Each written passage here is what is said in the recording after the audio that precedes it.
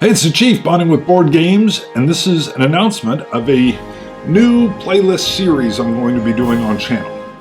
It is Twilight 2000 4th edition, a role-playing game. I'm going to be playing with the solitaire rules, and I'm going to be playing an evil, sadistic, almost like serial killer character. So, why?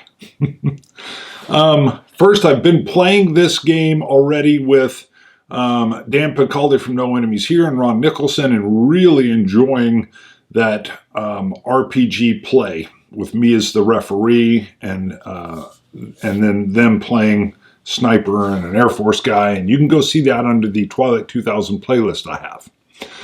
But it got me thinking, like sociologically, that I wanted to try the solitaire rules, which are baked in. They use a system called the Oracle to come up with random events or how a village is receptive or not, or violent or not.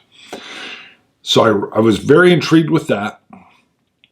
But I thought, what would be interesting for me as I played this game solitaire? And I think I've always played the hero in any role-playing games that I've played. And I thought, what if I flip the script? So, some background real quick, because this is probably going to be a dark series. I've been in law enforcement for almost 27 years now. Before that, I was a medic in the Army, light infantry, no combat or anything like that, but I was a medic in a light infantry unit. And the idea of, honor or justice or the rule of law have been a key part of my life, really, since I wanted to be a police officer when I was 5. I kept thinking I would outgrow it.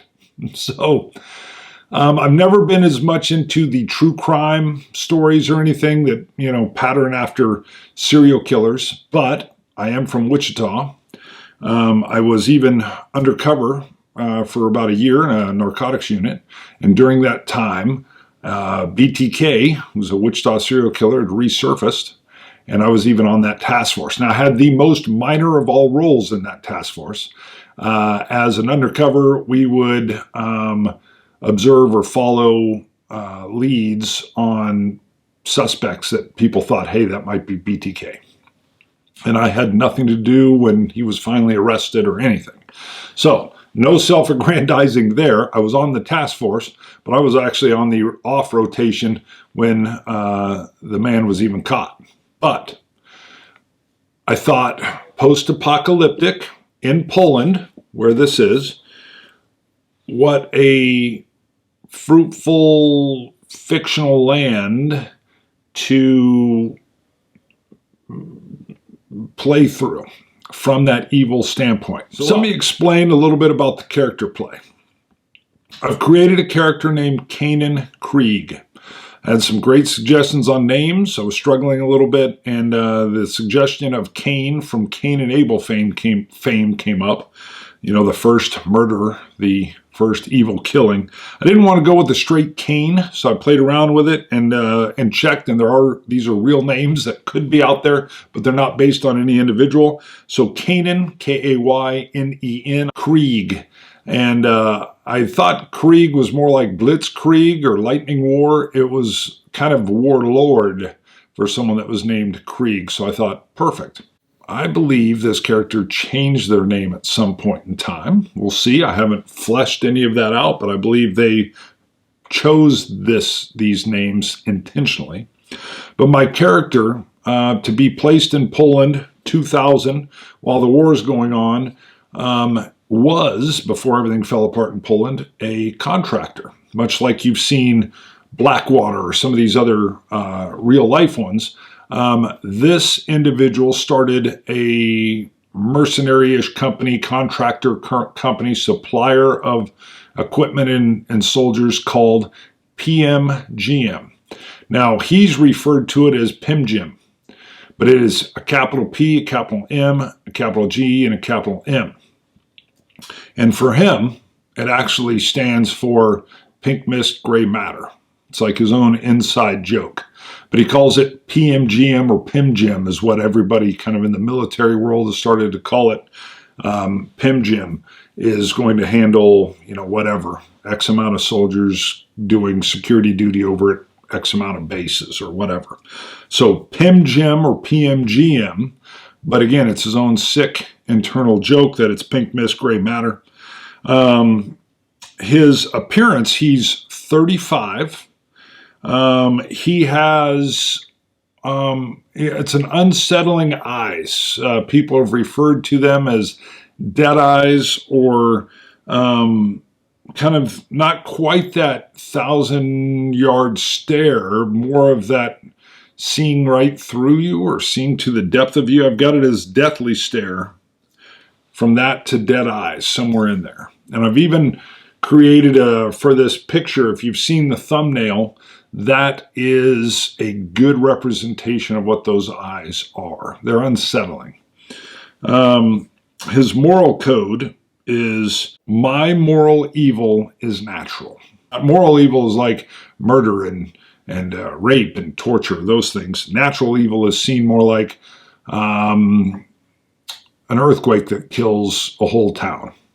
It's not caused by an individual, but by its sheer actions, it feels like a natural evil. But his quote is, my moral evil is natural.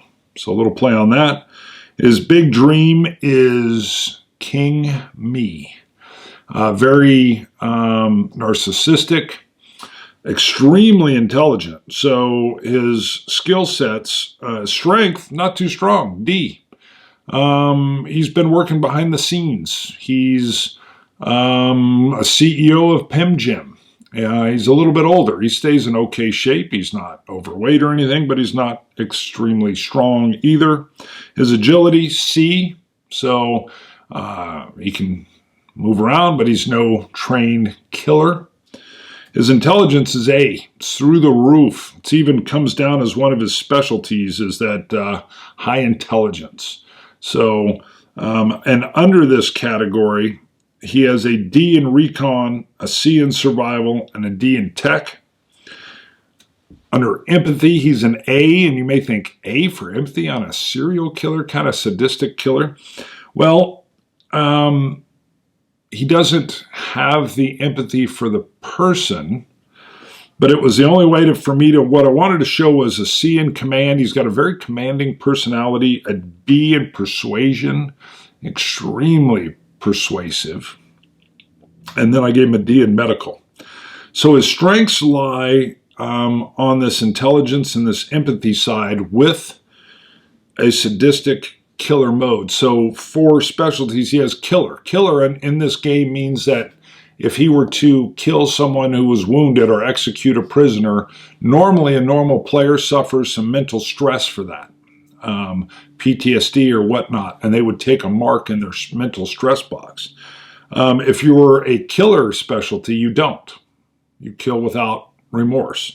But I wanted to pump that up a little bit. He's a sadistic killer. A sadist is a person that takes pleasure in others' pain, with everything that comes along with that. And what I decided to do within game terms is that when he commits a sadistic killing, he actually gets a half point of a healing under the stress. For him, it's a positive feeling. It's that rejuvenation. It's evil. So in game, if he's suffering stress, he's going to be more likely to perform the sadistic type killing to get over that stress. And again, I gave him intelligence as a specialty as well, not like intel intelligence, just a plus bonus like genius level intelligence, which I'm going to build up as a +1 in that intelligence category. So technically bringing a D to a C to a B, so forth. And we'll see how that works out. In this game, it's kind of interesting because he's not going to have great shooting abilities or anything else. It's all going to be more about command and persuasion and using his intelligence to make others either set up for his evil or to do his evil. King me is the philosophy. So I'll show pictures of his sheet so you can see that, or you've been seeing pictures of the sheet. The other thing I'm going to do with this is there is a book called The 48 Laws of Power. The book is extremely Machiavellian. It's all about power games, power control. So I went to a used bookstore, found an extremely cheap copy, bought it, fairly thick book. And just to give you an idea, so on the back, Robert Greene is the author. And I'm going to be using this in-game, and I'll explain how. But first, a little tagline here. The best-selling book for those who want power, all capitalized in bold, watch power, capitalized in bold, or want to arm themselves against power. Now that in of itself means it's for everybody. And one of the opening, I think from the author in here says that even if you find the book distasteful, you should read it because it'll allow you to tell when someone's using the techniques within it against you. Okay? It's almost a little bit of manipulation to even in that vein is how I saw it. It felt very Machiavellian. I believe that if the world ran by this, you would see warlordish type behavior everywhere. It would be chaos. We won't get into what I believe, but this character is going to live by different things in this book. So when I sit down to play through a session, I'm going to try to keep them around an hour. We'll see how that goes. We'll try to keep the flow going. It'll be a little bit of a how do I do this thing solo. But one thing I want to do is in a session, I'm going to do this. Hey Siri, choose a number between 1 and 48. A random number between 1 and 48 is 19. So 19 for that session, the 19th rule in here, I don't have these memorized, will be what that character is going to push or help guide them in an evil way as we play or as I play that session. So rule 19, there's a little addendum that gives like a brief paragraph in the title of what it is. Rule 19 is know who you're dealing with. Do not offend the wrong person. And then it says there are many different kinds of people in the world, and you can never assume that everyone will react to your strategies in the same way. Deceive or outmaneuver some people, and they will spend the rest of their lives seeking revenge. They are wolves in lamb's clothing. Choose your victims and opponents carefully, then never offend or deceive the wrong person. So that would be the guiding, they call these laws, or he calls these laws for that session. And I would use that as a guiding principle. Let's see, let me explain. So here's one, Law 14. Pose as a friend, work as a spy. Okay, so you can see if that was rolled, that would be the guiding principle. Let's see, Law 10. Infection. Avoid the unhappy and unlucky. Okay. Let me turn here. Law 31. Control the options. Get others to play with the cards you deal. All right, I'm going to just flip here randomly. Law 43. Work on the hearts and minds of others. So you can see how I'm going to incorporate this into this using the oracle. So again, in the game, there's an oracle where if you run across a village, you can use a regular deck of cards, but I have the Kickstarter, so I have a deck with it. If you were to flip, I know off the top of my head, clubs. Clubs indicates violence. So the whole club suit is violence, whereas hearts is more like love or empathy. So the card suit kind of conveys some information. And then the higher the card, the more dangerous or powerful it is. So I know from playing with Payne Caldy and Ron and my other online role-playing campaign where I'm refereeing those two, they had a king of clubs come through, and it was a Russian patrol with a armored personnel carrier that came through and spotted them, and extremely dangerous. You can die in this game. So to that note, this character is going to start off by themselves. This is a dangerous game. I will roll the dice and take the dice as they come. He could get killed right away. Being by yourself in this kind of apocalyptic world would be a problem. However, I'm going to give him a couple little starts. He ran PimGym, which was a contractor company, and he was wealthy. So he's going to start off with an armored car from Georgia. It's called the Digori or something like that. You'll see pictures. I'll throw one up now.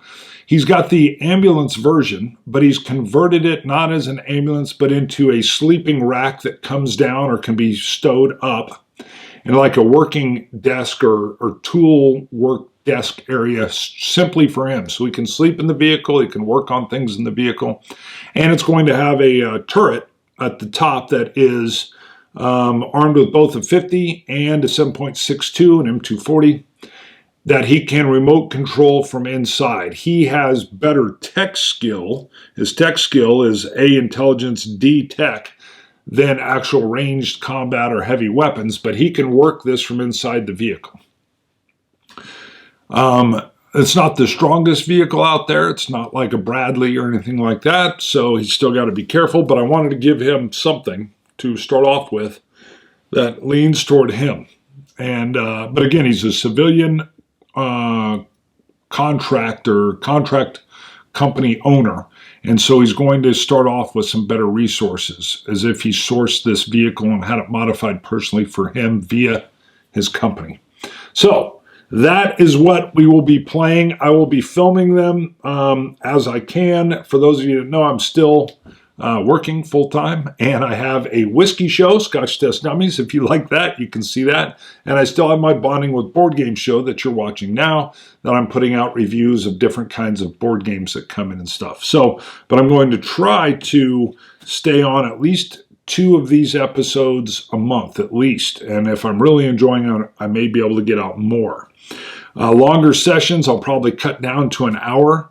We'll see how that works. I may even cut them down to half hours with breaks so that they're a little bit easier to watch, but we'll see. If they're good, you know, well, whatever, an hour is an hour. I did play this back in the 80s and played this. I actually purchased this, I think, in the 90s, and it was more just fun to read through. This was version 2, version 1. I never messed with version 3. And I think that's it. Kanan Krieg will get into play next time you see this segment. Do me a favor. Do add in your comments. It helps when you thumb them up. I will do a unique playlist just for this version.